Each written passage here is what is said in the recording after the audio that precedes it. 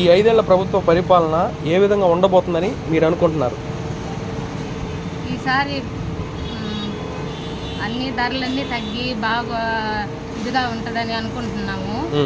ఆ, నిత్యావసరాల సరుకులు అవన్నీ అంటే పప్పులు ఉప్పులు కొన్నిసారి కొంచెం భారంగా ఉండింది ఎక్కువ.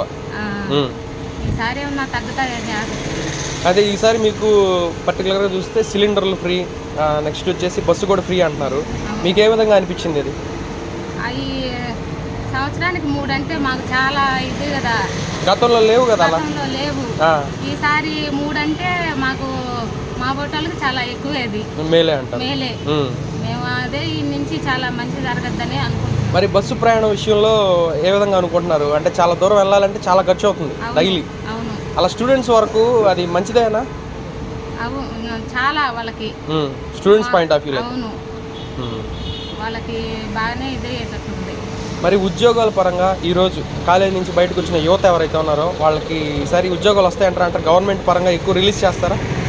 వస్తాయనే ఈ ప్రభుత్వంలో వస్తాయనే అనుకుంటున్నాం మేము. అదే ఇంకా ఆశగా ఉంది. అయితే గత ప్రభుత్వానికి ఈ ప్రభుత్వానికి తేడా ఏంటి? ఐ మీన్ ఇప్పుడే స్టార్ట్ అయింది. గత ప్రభుత్వంలో ఉచితంగా పథకాలు ఇచ్చారు, చాలా ఇచ్చారు. ఐ మీన్ సంక్షేమ పథకాలు ఇచ్చారు. అప్పుడు ఎలా అనిపిస్తుంది? ఇప్పుడు ఏ విధంగా ఉండబోతుంది అనిపిస్తుంది? పోయినసారి మీద ఈసారి బాగా కొద్దిగా మెరుగ్గా ఉండేటట్టు అనిపిస్తుంది.